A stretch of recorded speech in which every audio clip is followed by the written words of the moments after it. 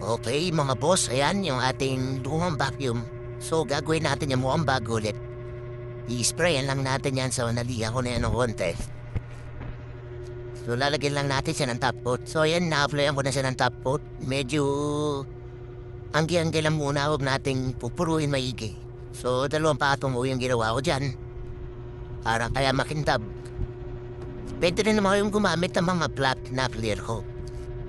So gusto ko lang na makitab kaya yan ang pinili ko. Meron kayo dyan mga boss ni. Shoutout nga pala sa boss ni, baka naman. Madami na ako pinagagamitan ng pinturang yan. So yan, na-applyan ko dyan. So 2 patong lang yung ginawa ko dyan mga boss. Hindi ko na masyadong minapalan. So nakikita niyo naman yung buka ko, nag-iiba talaga yung kulay niya. Umiiting siya, tsaka kumikintab.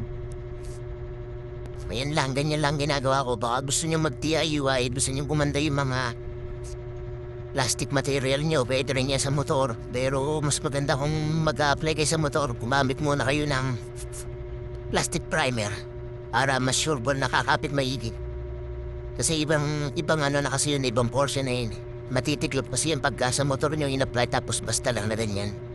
So mag-apply kayo kung sa motor nyo gagamitin yan. Mag-apply kayo ng plastic primer. Pupugahan nyo muna. Hindi naman kahit hindi masyadong